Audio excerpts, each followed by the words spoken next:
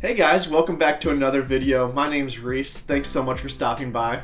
So today's a special video, and not necessarily because of the topic. However, I do believe today's video is a pretty good topic. However, today's a very special video because I'm slowly morphing into Graham Stephan.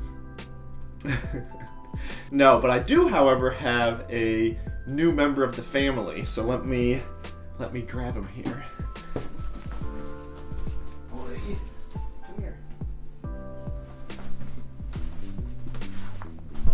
So, this is Lando. He's probably, he's camera shy, so go ahead. However, I went ahead and adopted Lando from my tenant next door, actually. So, we've got a new member of the family, maybe a new mascot of the channel, I don't know. But now that I've got a cat and a financial YouTube channel, I'm pretty much Graham Stephan, just less 2.2 million subscribers and millions of dollars, so we're getting there. No, but anyway, on to the video. It's crazy to think that we're already halfway through 2020, which has been a crazy year. Which, by the way, 2020 is gone. Maybe it's good we're halfway through it and we're almost on to 2021 here. However, the middle of the year is usually a good time for reflection on the first half of the year and planning and reassessing your goals moving forward into the end of 2020. Those of us with a 9-to-5 job are usually going through mid-year reviews right about now. Hopefully maybe getting some promotions and some raises. However, the way this year's gone, probably not, unfortunately. And for us entrepreneurs or those with some side hustles, now's a great time to be looking at your revenue projections for the end of 2020 and maybe pivoting your business or reassessing your goals. However, why is this? Why is it halfway through the year, usually, we're reassessing our goals and we're recommitting to them? Well, it probably has something to do that 77% of people that set a goal in the New Year's usually stick with that goal at least a week. However, only about 8% of the people that set New Year's resolutions actually stick with them long enough to complete that goal. Therefore, by mid-year, 92% of people have already forgotten or given up on the goals they set at the beginning of the year. And therefore, mid-year, these same people tend to recommit to those goals, or they reassess them if they've just fallen a little bit off track. And that gives us something to strive for to close out the year. However, unfortunately, that 8% completion rate is pretty awful, and I think it has a lot to do with the way we set goals. And so today, I really want to talk about how to set goals and how to set them so that we stick with them long term and actually achieve them. But before we go ahead and dive into that, guys, please go ahead and like this video, and go ahead, if you're new to the channel, give me a subscribe so that you see my future videos related to finance and real estate. I'd love to see you all back here, and I would really appreciate the support. Now, from my point of view, there are really 4 primary reasons why people don't stick with their goals. And by understanding these four primary issues, we can go ahead and figure out the solutions to them and therefore stick with these goals long-term to completion. So the first issue is that a lot of us set really big goals, which is a good thing, but really big goals with no checkpoint. When New Year's comes around, we all tend to get super hyped. It's a new year, new me. Everything is going to be great. Life is up. There's a lot of excitement and adrenaline about the new year.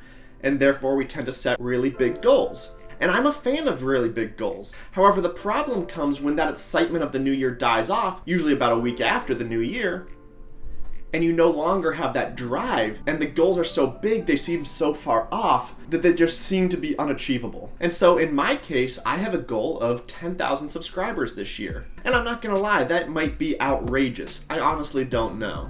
And I'm 3 months in now with about 600 subscribers. So if I didn't have sub goals or checkpoints on the way to my 10,000 goal, I'd see, well, I'm a quarter of the way through my 1 year progression, and I'm not even close to a quarter of the way to 10,000 subscribers. And therefore, I might very well give up on my goal. However, instead, I set that checkpoint, that first 100 subscribers, then that first 500 subscribers, and then the first 1,000, which I'm now on my way to. Therefore, I have these small wins with much closer deadlines. So instead of thinking a year out, I see, well, I'm at about 600 subscribers, I've got 4 more to go to 1,000, and I'll get there in, say, 2-3 months, whatever. And therefore, I can have these small wins that keep me motivated on the way to that much larger goal. The second issue is lack of accountability and therefore lack of consequence.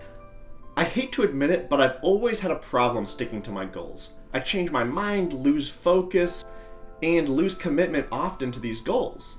And in most situations, there's really no consequence to throwing in the towel, to give up on those goals. For example, if I were to quit YouTube right now, there'd really be no short-term consequence. Maybe some of you would be upset, I hope. However, there's really no short-term consequence. There is definitely a long-term consequence. However, I don't feel that right away. Therefore, I love the idea of an accountability partner when it comes to your business, your goals, whatever. This is someone that you've given the power to scold you when you're giving up on a goal or to motivate you when you need that little extra push. And if you don't have an accountability partner, I love the idea of you making your goals known to the world. Post on social media, let your friends and family know. That way you'll have that little tinge of embarrassment when you have to let your family know, oh, I actually gave up on that goal, I'm not working on it anymore. So there's a little consequence there. Establish some sort of pain point for giving up on that goal. The third thing is that a lot of times we don't write down these goals and we definitely don't track the progress towards these goals. Let's face it, if we're not writing down our goals every day or every week or at least once a month, they're not in the forefront of our mind and they're not our primary focus. And eventually, if you don't remind yourself, you'll completely forget you set them in the first place. I think most of us probably write down our New Year's resolutions on a scrap piece of paper for the new year. However, that paper is long gone a month into the year.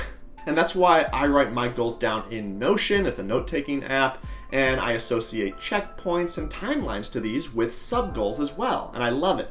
However, you can also use a journal if you like that pen and paper, and just make sure to revisit these goals at least weekly, I'd say, and track your progress with deadlines. As I'm putting together this video today and yesterday, I was revisiting my goals. And today, as I make this video, I've been kind of unmotivated for YouTube because as you grow a small channel, I think you get a lot of spam followers in the very beginning. And so I lost 40, 50 subscribers over the course of the last few days. And so that's kind of demotivating for someone who only has 500 to 600 subscribers. However, as I reviewed my goals, the last time I checked my progress, I only had 210 subscribers. And that's just a great way to say, hey, you're having a little bit of a pullback, but stay motivated because look how far you've come. And my final and fourth issue is that there's no defined reason why you want to achieve those goals. Most people, when they set their goals, they set something huge and there's no real why behind them. Like, I want to make $1 million this year. That's awesome. But why? What do you need $1 million for? For example, my goal for 2020 is to make $200,000 this year. However, my living expenses are really only about $1,500 a month. And so in all reality, I don't need anywhere near $200,000 to live off of. So if I don't define my why up front, I'll see that I really only need 18 grand a year to live off of. And as a business owner and somebody who doesn't have a boss telling me, hey, you need to work, I might just sleep in, I might, watch TV. I might give up on that $200,000 goal because I don't really need it. However, instead, define that reason why. So for me, the reason why I want to make $200,000 this year is so I can potentially buy 4 more rental properties, which will add cash flow and equity to my net worth, and therefore help me achieve financial freedom sooner so that if I don't want to work, I don't have to because I have that cash flow coming in from these new rental properties.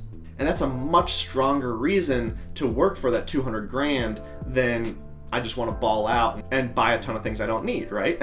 With a defined why, those low points are much easier to get through because you have a reason not to give up. I know with everything going on in 2020, it's easy to make excuses and push off your goals to 2021.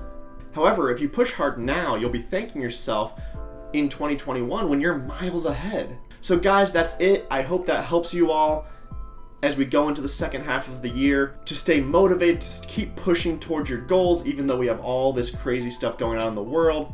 I'd love to see you all achieving your goals in 2020 despite that. So guys, thank you so much for watching this video. I really appreciate all the support. It means a lot to me. Go ahead and subscribe once again if you're new to the channel, and I'll see you in the next video.